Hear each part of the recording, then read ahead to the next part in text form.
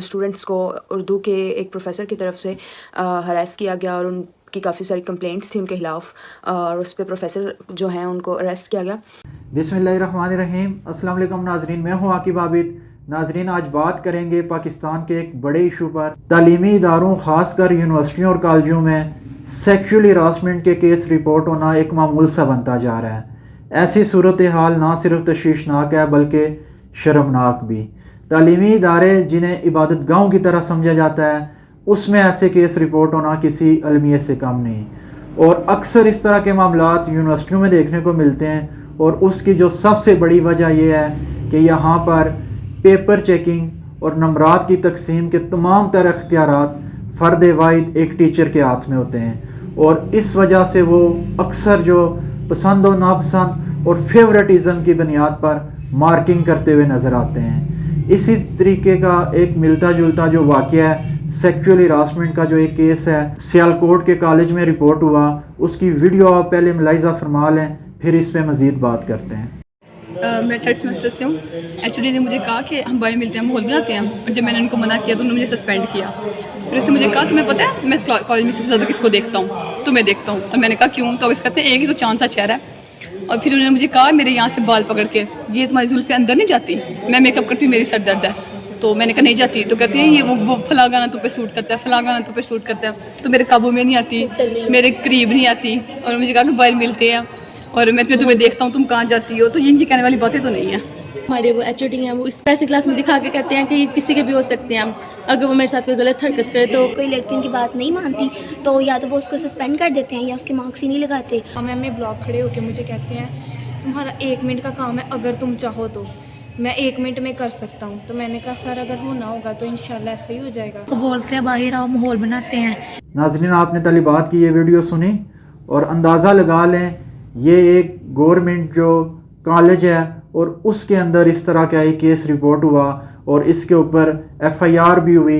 इस सिलसिले में हम थाना पुलिस सियालकोट के जो एसएचओ हैं उनसे भी बात करेंगे। नाजरीन, इस इशू पर बात करने के लिए हमारे साथ मौजूद हैं ज़रताशा ज़रीन, जो कि ख़ुद एजुकेशनिस्ट हैं और एक इंस्टीट्यूट भी चला रही हैं, और उसके साथ साथ हमारे साथ मौजूद हैं सईदा सना शाह, जो कि खैबर यूनिवर्सिटी जो कैंपस है स्वात, उसमें लेक्चरार भी हैं, और उसके साथ साथ हमारे साथ मौजूद हैं मुक़द्दस जराल, जो कि पॉलिटिकल एक्टिविस्ट होने के साथ साथ global campus of human rights Italy है जो उसकी ये तालबा भी हैं। वक्त ज़या किए बगैर अब चलते हैं अपने सवालात की तरफ।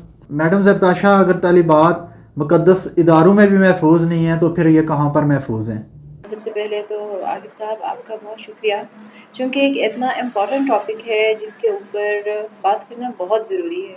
और चूँकि मेरा अपना ताल्लुक़ तालीम से है, एजुकेशन से है, और बीइंग एजुकेशनिस्ट मैं इस वाक़े की पुरज़ोर मज़म्मत भी करना चाहूँगी, क्योंकि जब माँ बाप अपने बच्चों को इदारों में भेजते हैं और ख़ास तौर पर जब बेटियों की बात आती है तो उनका मकसद ये होता है कि वो इदारे में महफूज हैं और अपने मुस्तक़बिल को महफूज बना सकती हैं।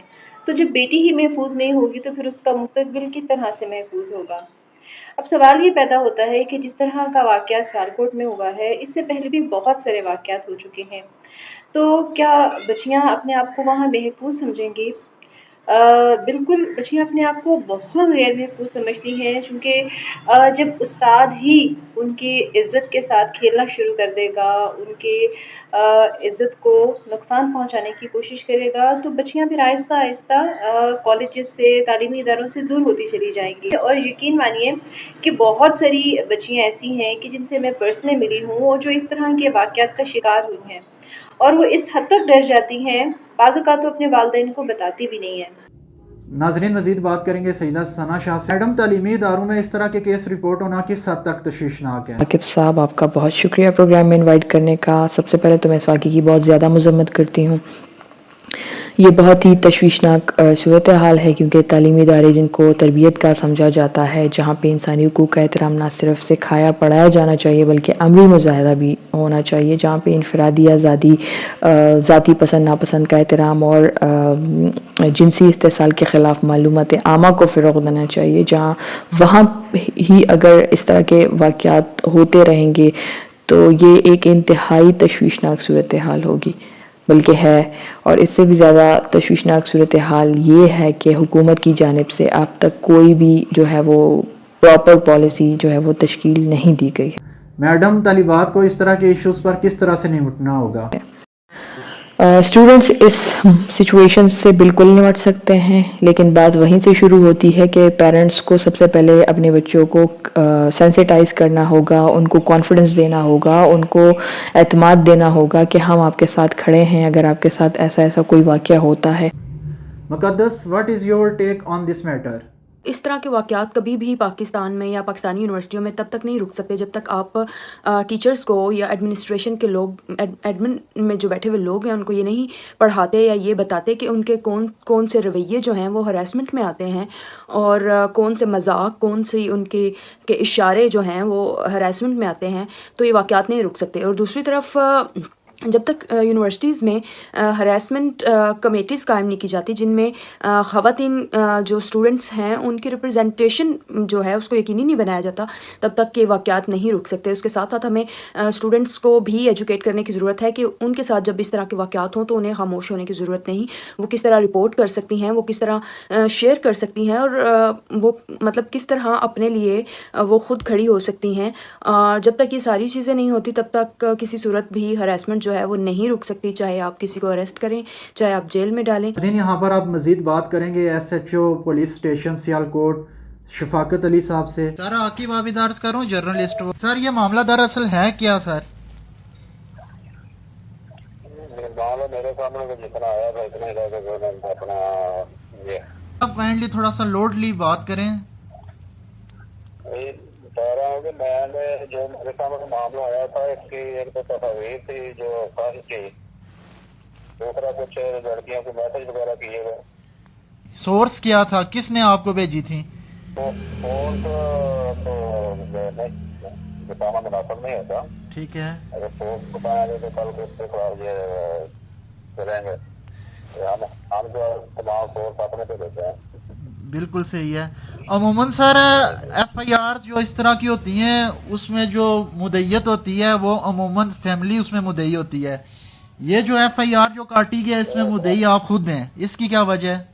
اس میں کوئی فیملی جو ہے مدعی بننے کے لیے تیار نہیں ہے. جی سر، اس میں کوئی بھی فیملی ممبر یا کوئی متاثرہ جو ہے نا وہ اپنے آپ کو خدا میں رکھ رہے ہیں، وہ سامنے آنے کے لیے تیار نہیں ہے. تو سر اگر وہ خود تیار نہیں ہے سامنے آنے کے لیے تو جو خواتین ہیں، جو طالبات ہیں، وہ تو خود انہوں نے ویڈیو بیان جاری کی ہے. وہ ویڈیو بیان جو ہے نا انہوں نے انکوائری میں دیا ہوا ہے، پہلے کمیٹی میں سامنے، ہمارے سامنے کوئی نہیں آیا کوئی. اچھا. آپ کا جو پورا اس معاملے میں جو کردار ہے بڑا اپریشیٹیبل ہے. بہت شکریہ سر، تھینک یو ٹائم دینے کے لیے. ناظرین، حکومت کو ایسی پالیسی کوئی ضرور بنانی چاہیے جس سے طلبہ طالبات یونیورسٹیوں اور کالجوں کے اندر ہراس ہونے سے بچ سکیں.